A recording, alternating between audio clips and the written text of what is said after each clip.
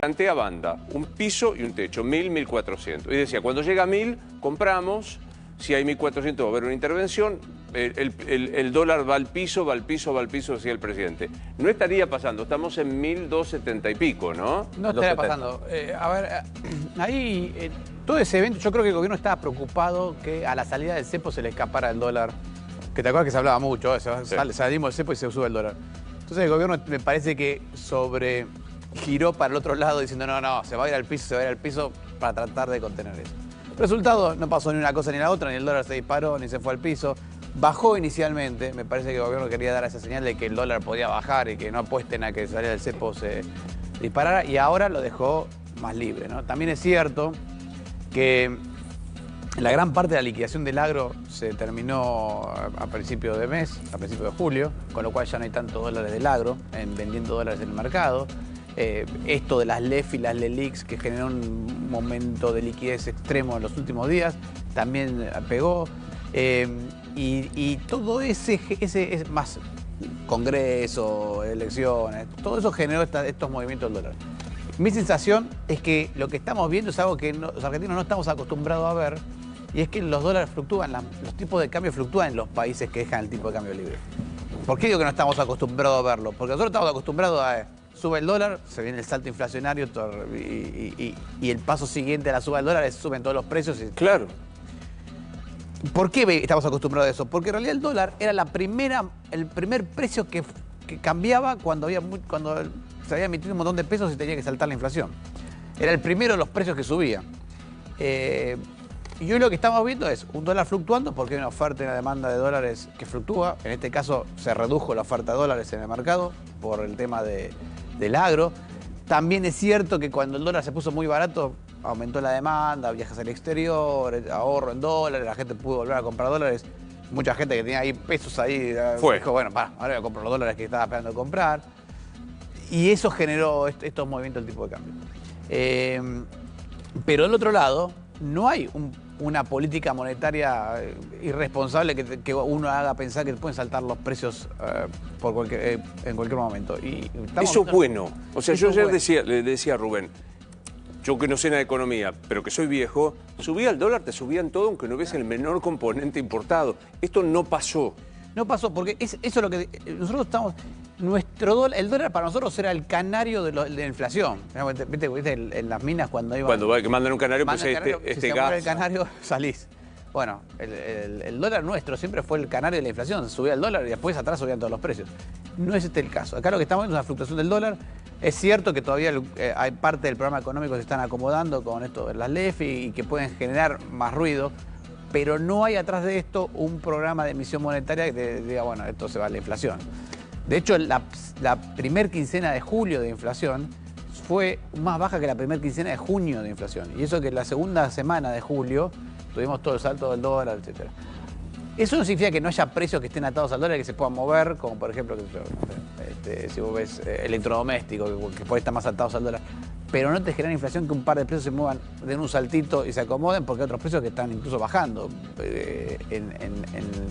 en los supermercados, etcétera, que no venden y entonces empiezan a bajar los precios o que se hayan pasado de rosca. Entonces, no estamos viendo esto impactando en la inflación todavía. Y creo que la sensación es que tampoco lo vamos a ver. Lo que estamos viendo es lo que los economistas llamamos, se está acomodando el tipo de cambio real.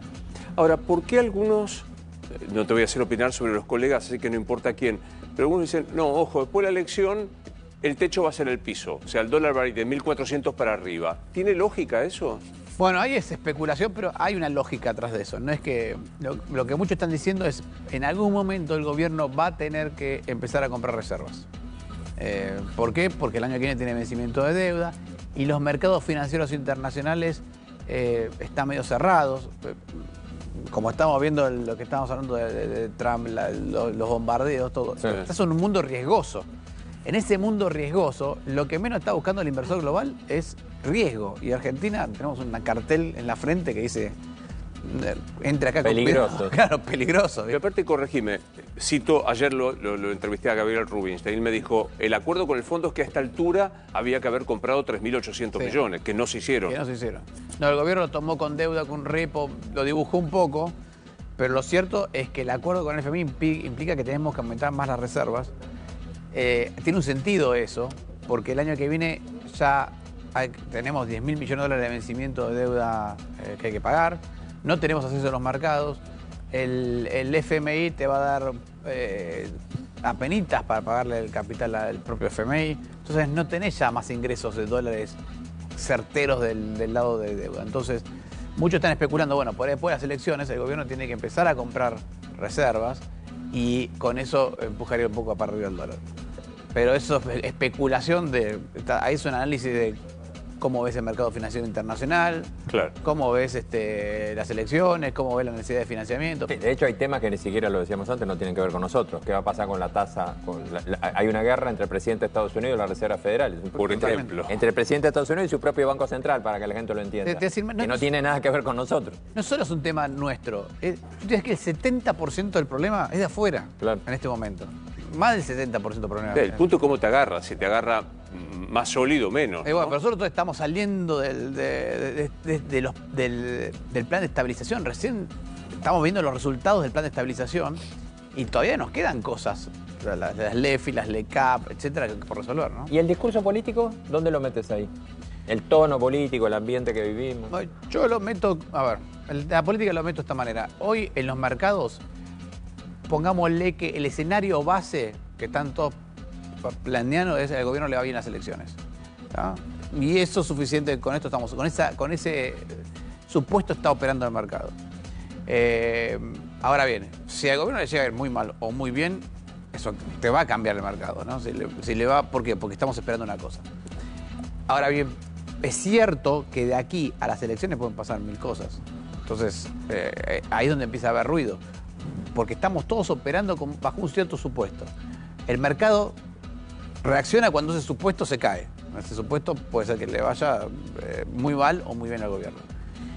Y con el ruido político empieza a aparecer la probabilidad, bueno, y si no le va tan bien, y si se juntan estos y le va peor, o si al revés, el gobierno acumula más poder, le va mejor, y eso empieza a meterle volatilidad a los mercados. Pero no creo que cambie dramáticamente el escenario que estamos pensando, ¿no? Ahora, esto que vos decís, ¿no? El tema de la cantidad de peso, LEVAC, LEFI, lo que sea, ¿la intervención de ayer es una intervención dentro de los marcos razonables o es que tienen que cubrir de alguna manera, no que sea espuria, pero de alguna manera non santa para sostener el discurso?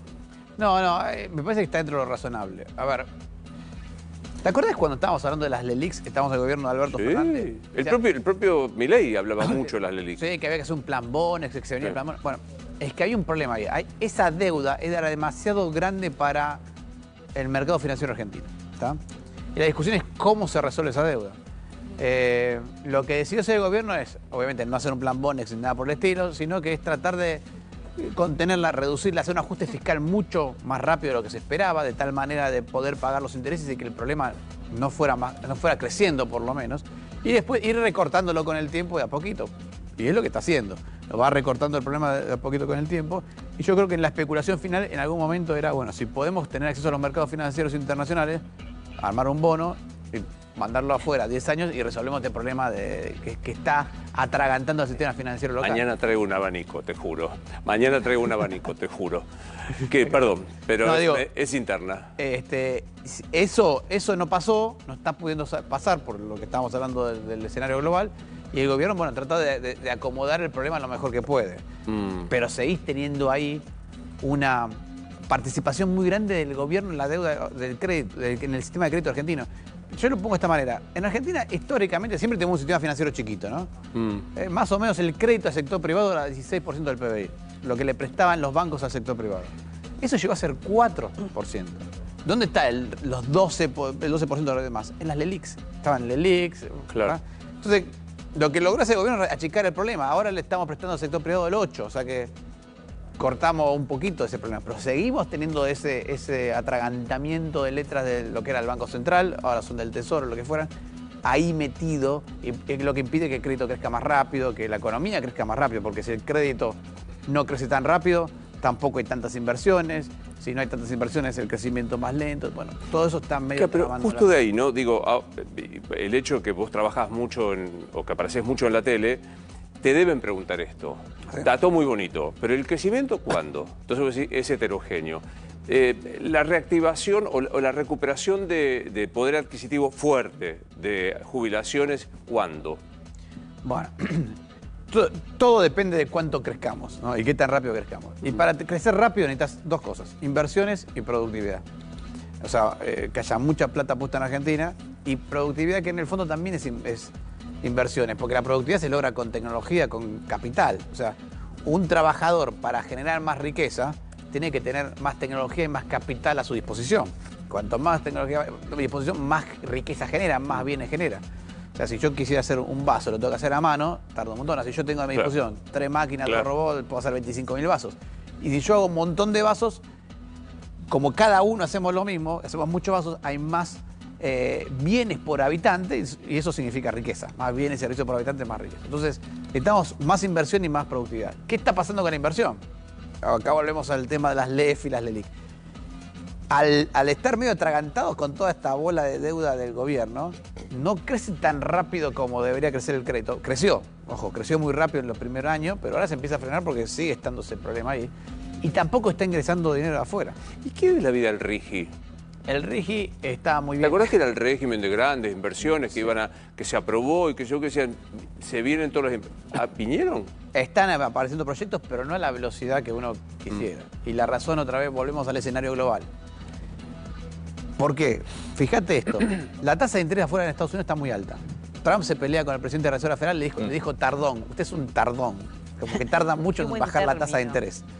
Y cada tanto le dedica unas palabras agradables como le dedica Trump a la gente, ¿no?